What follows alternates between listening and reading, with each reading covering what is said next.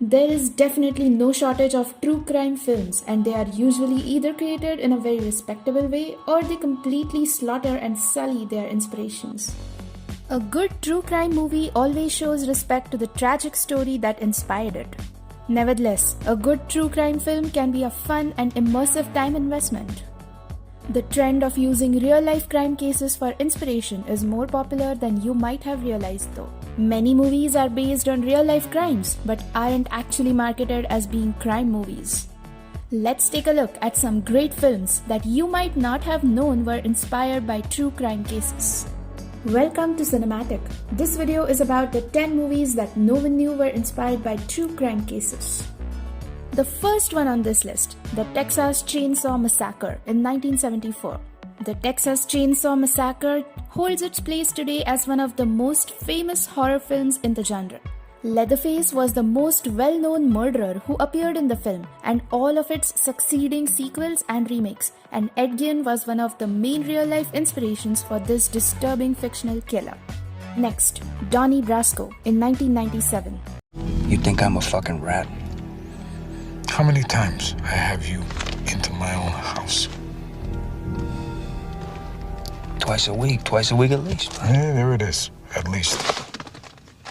Donnie Brasco is certainly a classic in the crime or drama genre and a very memorable film.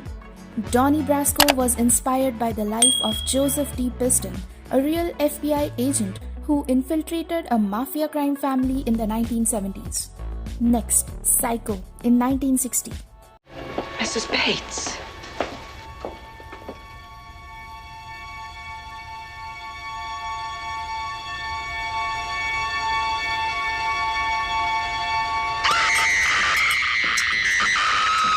Psycho is a piece of history. It served as a milestone in the horror genre and was one of the Alfred Hitchcock's best masterpieces. Given that, it's important to note that Alfred Hitchcock noted two criminals as inspiration for this character. One was the infamous serial killer Ed Gein, and the other is said to be Robert Bloch, the author of the book that originally inspired Hitchcock. Next, Snowtown in 2011. Snowtown was a thrilling drama film that is regarded today as disturbing and rather unappreciated masterpiece. The movie didn't quite hold up in the box office, but is critically acclaimed. The infamous Snowtown murders served as inspiration for this unsettling film. This case is also called the Bodies in the Barrels murders. The crimes were committed by John Bunting, Robert Wagner, and James Vlasikis around 1992 to 1999. Next, Gone Girl in 2014. Maybe it's time. Now is literally the worst time. Well, it'd be a new start for us, and for me, I would have a real purpose here. A child is not a hobby. Not a hobby. An inspiration. We could have had this fight 4 hours ago. I'm late. What some fans might not realize is the original book was based on the true story of Lacey Peterson. There have been several documentaries and films inspired by this bizarre tragic case, including Netflix's docuseries The Staircase, but Gone Girl isn't as blatant about it. The true crime story did inspire Gillian Flynn though, and the author even wrote the screenplay for Gone Girl, which ensured that the film stayed true to the books. Next, Wolf Creek in 2005. Never know where I might pop up. What do you actually do? I can tell you, but then I'd have to kill you.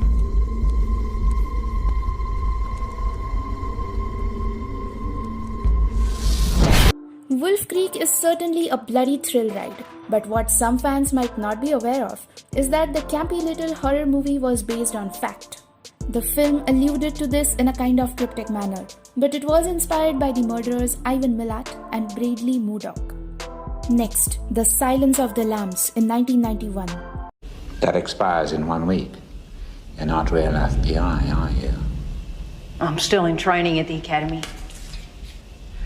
Jack Crawford sent a trainee to me. Yes, I'm a student.